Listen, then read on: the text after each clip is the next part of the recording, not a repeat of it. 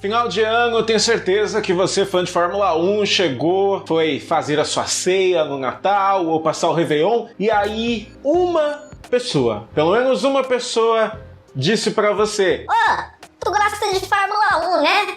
Tu ainda vê graça naquilo?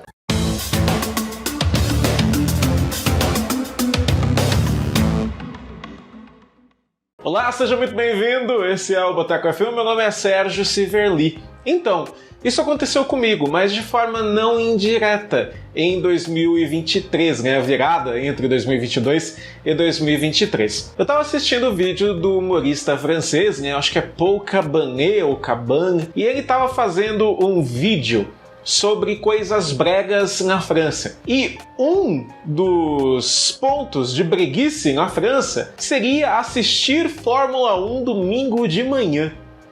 Fórmula 1 de domingo de manhã. Eu não sei se é porque a França não tem campeões. O Brasil já tem bastante campeões famosos de Fórmula 1. A França faz tempo que não tem mais. Então, não sei se é o motivo, mas virou uma coisa de bof na França. Então, não faça isso. Eu fiquei... Como assim?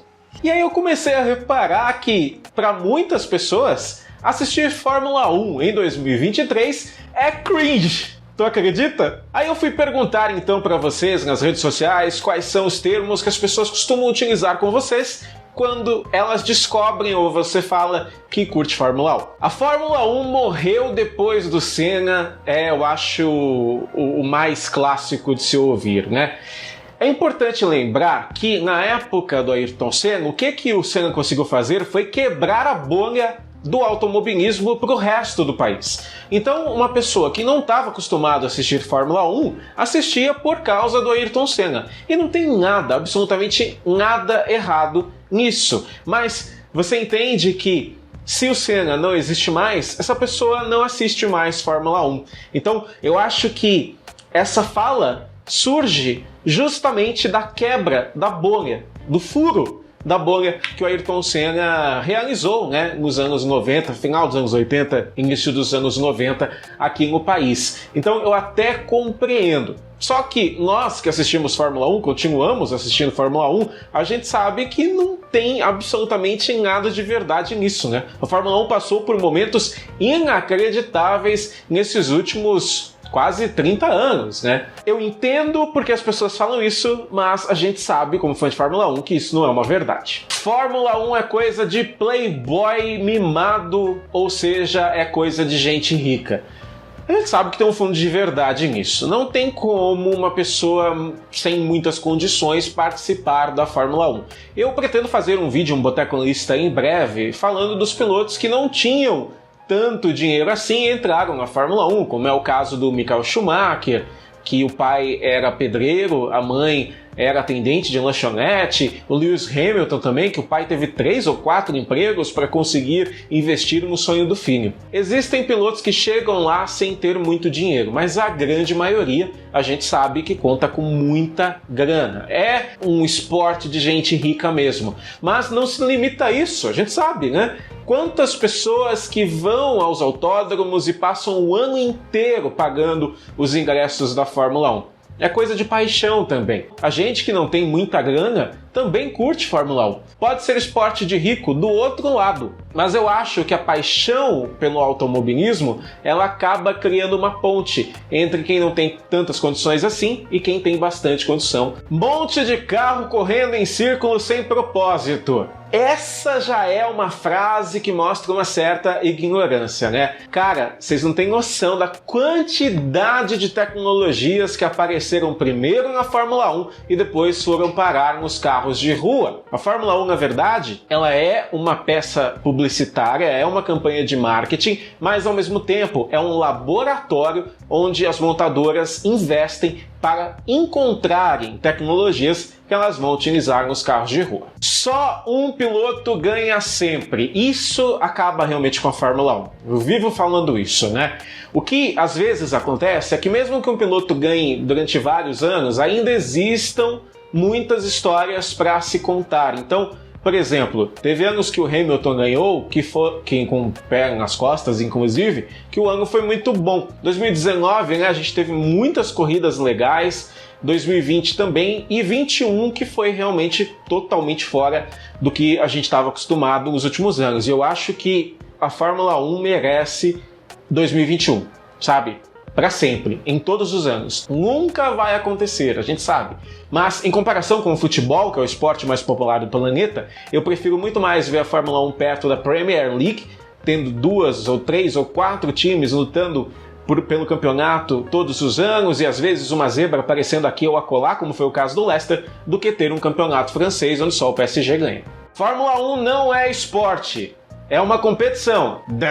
Não é bem assim, tá? Você não tem noção da capacidade física que um piloto de Fórmula 1 tem que ter. Eu os comparo aos jogadores de tênis, que eu acho que são grandes atletas no nosso planeta. Então, vê esse vídeo aqui para você entender que essa história de que Fórmula 1 não é um esporte, na verdade, é uma grande besteira que as pessoas às vezes repetem por aí sem parar para pensar um pouquinho. É coisa que só velho assiste. Ih, rapaz, e eu vou te dizer que é uma certa verdade.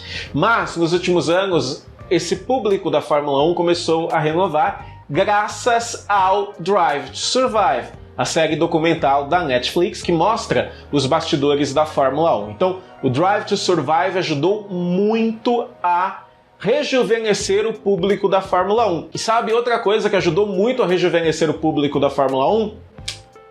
A gente aqui no YouTube. O YouTube tem, a gente sabe, uma grande audiência mais jovem e grandes criadores de conteúdo dentro da plataforma estão ajudando a rejuvenescer a categoria. É uma pena que a Fórmula 1 nem sempre olha com tanto carinho assim. Carros são cheios de ajuda eletrônica. Eu já falei isso aqui mais de uma vez, que a época mais eletrônica e com mais assistências da história da Fórmula 1 foi no início dos anos 90, quando o Ayrton Senna corria.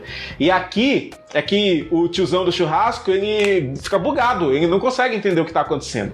Na época do Ayrton Senna tinha controle de tração, a gente viu o câmbio semiautomático pela primeira vez, a Williams chegou a testar o CVT, o câmbio que passava de marcha automaticamente nos carros, tinha suspensão ativa, o carro era todo cheio de ajudas eletrônicas. Os carros da Fórmula 1 hoje em dia, eles podem ser considerados mais gentis de se guiar, entre aspas, gigantescas. Nós não aguentaríamos 5 voltas num carro de Fórmula 1. A gente ia começar a passar mal, a gente não ia conseguir lidar com os controles que a gente precisa no volante e ao mesmo tempo ter velocidade o tempo inteiro. O atleta piloto de Fórmula 1 hoje, desculpa falar isso, mas é a verdade, dá um pau no atleta que era o piloto nos anos 80. Importante lembrar que quem começou com essa parada de trabalhar muito com o condicionamento físico foi o Niki Lauda e depois o Ayrton Senna ajudou a popularizar ainda mais. Então, besteira gigante falar que a Fórmula 1 hoje em dia é totalmente eletrônica. Existem muitas coisas que ajudam a Fórmula 1, na verdade atrapalham a Fórmula 1, a ser considerada um esporte muito de nicho. Por exemplo, corridas que acontecem no domingo de manhã, quando todo mundo quer dormir, né? A Liberty Media até ajudou um pouquinho, passando as corridas das 9 da manhã para as 10, ajudou bastante a renovar também o público da Fórmula 1. Tem muita política embarcada na Fórmula 1, mas qual esporte que não tem, né? É só ver o futebol aí como um exemplo. Tudo hoje em dia é nicho. Tudo! A gente entra às vezes no Instagram ou mesmo aqui no YouTube e encontra canais com 1, 2, 5 milhões de seguidores e a gente nunca ouviu falar quando existe uma comunidade gigantesca funcionando ali. Então eu acho que com a criação das redes sociais, tudo acabou virando um nicho. E aqui eu falo diretamente com você que escuta tantas bobagens dos seus amigos e parentes sobre Fórmula 1. Entenda que você pode fazer parte da comunidade que você se sentir melhor. Aqui no Boteco, a gente sempre acolhe de mãos abertas, de braços abertos, todo mundo que quer acompanhar a Fórmula 1 no nosso estilo. Sem ter medo de perguntar, participar de uma comunidade é uma das coisas mais legais que existe com o advento da internet. E você é bem-vindo aqui no Boteco F1. Muita gente me pergunta, Sérgio, o automobilismo está acabando? Eu vou te dizer que o automobilismo está em risco sim. A par da Fórmula 1, nenhuma outra categoria no mundo chega perto da popularidade da Fórmula 1. E se, por algum motivo, o Thanos estala o dedo e a Fórmula 1 deixa de existir? O que vai acontecer? Será que uma outra categoria conseguiria pegar o vácuo e conseguir os mesmos números que a Fórmula 1 tem? Não sei.